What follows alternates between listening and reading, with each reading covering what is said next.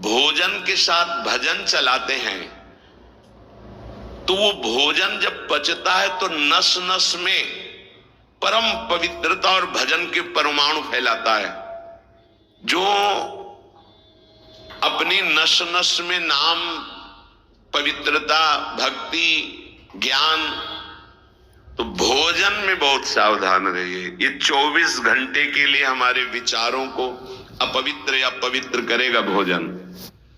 यदि आप अपने कुसंग को नहीं त्याग सके, भोजन का सुधार नहीं कर सके, तो भजन में रुचि नहीं होगी।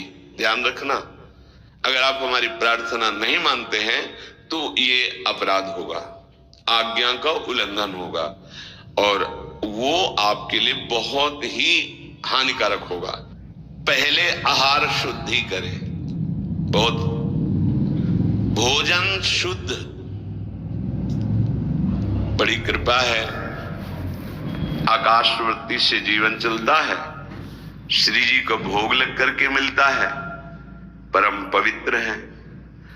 अब जो बात करें, पाते समय उपास्य देव के सिवा अन्य कोई विचार नहीं रह जाना चाहिए। ये ध्यान उपासक दे।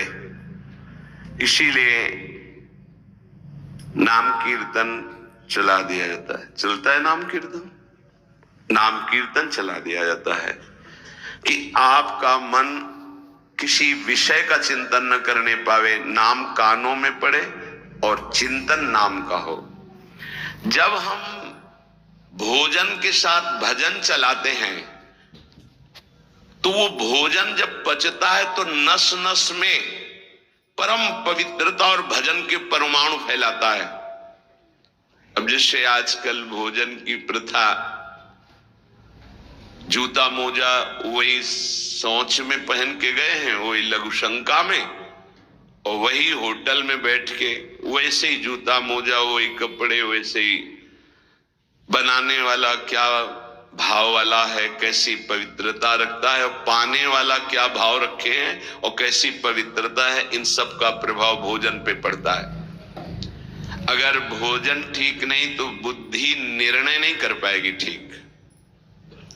हृदय के नेत्र खुलने के बाद तो बहुत दूर रही, इन नेत्रों से भी सही नहीं दिखाई देता, गंदा ही दिखाई देने लगता है। इन नेत्रों में गंदगी बढ़ जाती है। जिसकी तरफ देखो तो वासना की दृष्टि से देखो, दोष दृष्टि से देखो, राग द्वेष की दृष्टि से देखो, ब्रह्म दृष्टि, भगवत दृष्टि उसकी नहीं आ सकती। ये बहुत जरूरी है। अरे कहीं भागा थोड़ी जा रहा है भोजन, धैर्य पूर्वक चिंतन करते हुए, नाम चल रहा है तो उसी नाम का चिंतन करते हुए। अब जैसे अपने लोग पूर्वाभ्यास तो पद चला लिया, बड़ी सुविधा रहती है। पद, कोई बड़ा पद ले लिया और मानसिक पद गुनगुना भी रहे, चिंतन भी कर रहे, प्रसाद भी पा रहे। कोई पद उठा ले, बड़ा पद, देखत नौ निकुंज सुन सजनी लागत, प्रथम यथामति प्रणव विहरत दो प्रीतम कुंज। अब जब तक पद पूरा नहीं होगा तो भागेगा नहीं, और भागेगा तो पद नहीं पूरा होगा, पकड़ हो जाएगी।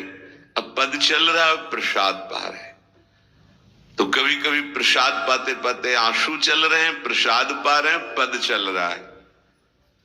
अब वो भोजन क्या करेगा? प्रसाद नस नस में जाकर भागवतिक भाव संचरित करेगा। अब आप प्रसाद पा रहे हैं, किसी द्वेषी का चिंतन कर रहे हैं, गुस्सा आ रही, अब नस नस को वो क्रोध से युक्त करने वाली वृत्ति पैदा करेगा।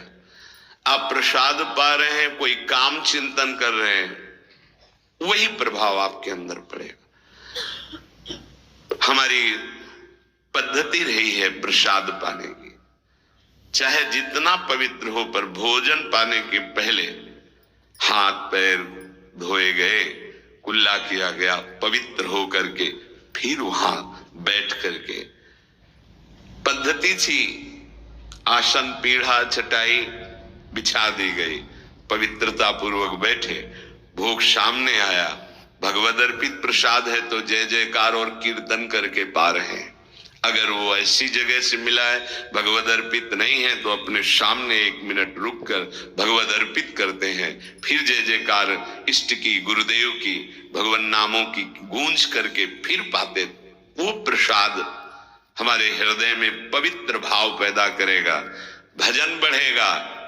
भजन से ही हृदय के नेत्र खुलते हैं, भजन से हृदय के नेत्र, और हृदय के नेत्रों से ही प्रियालाल का दर्शन होता है, प्रियालाल का लीला चिंतन होता है।